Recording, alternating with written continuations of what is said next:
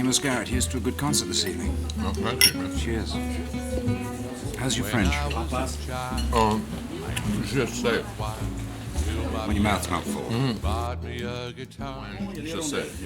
Je sais, ouais. Est-ce qu'il passe le rapace? Je parle un peu. J'ai demeuré à Montréal, au Québec, pour 5 ans. There's a lot of people with French names that I've been talking to recently, like Duke Robillard, Alan Toussaint.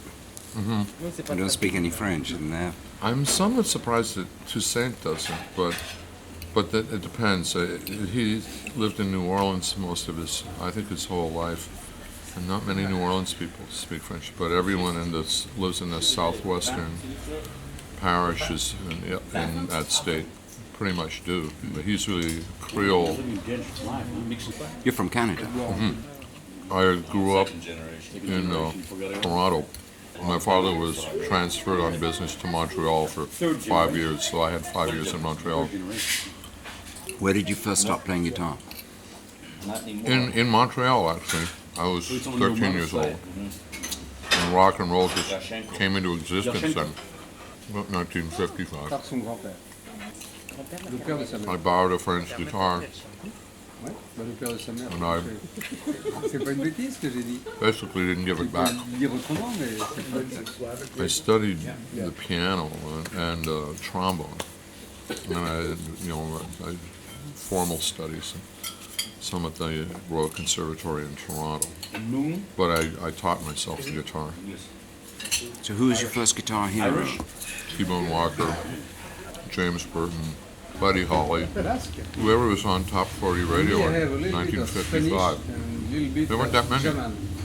And then did you form a band, or did you join a band? I started a band right away. Within a few months, I was terrible. I couldn't hardly play. We were all young teenagers, 13, 14 years old. No one would give us money to play, but we went on and performed live at old folks' homes, mental hospitals. But this is on not playing guitar, actually playing trombone. I actually made some money playing in a society dance bands, playing social functions like weddings, bar mitzvahs. I played in a Jewish society band. A friend of mine in high school, his father had this band, and we played bar mitzvahs, weddings. How old were you? I was by then 14, 15 years old. Yeah. So you got a taste for show business playing the trombone and bar mitzvahs, and then you went electric. Yeah. Did your parents approve? Yes, they did really. They only had their doubts when I decided to turn professional. What made you decide to turn professional? Well, I was in university.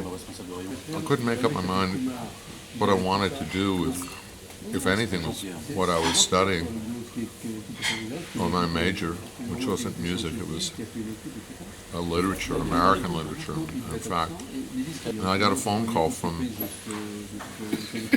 a musician in the States that I'd met in a club when he was on the road. And he was going on a tour that he was an opening act for a comedian in 1963.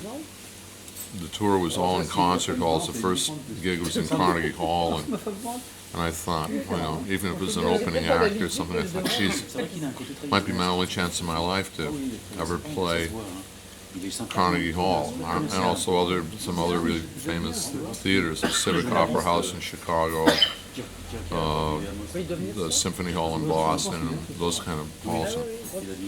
Are you saying that your first gig in America was at Carnegie Hall? Yes, it was. Yeah. Have you played there since? Yes, I have. Once or twice, I can't remember. Paul Butterfield, Maria Muldaur, we played Carnegie. I said, if I just do this one tour, it's something I could tell my grandchildren about. It was very thrilling, but I never went back to school, of course. Probably never had any grandchildren. No, both. So you're telling me it's all right. Though fame never came, I've got no one to blame. At least I've always got my guitar.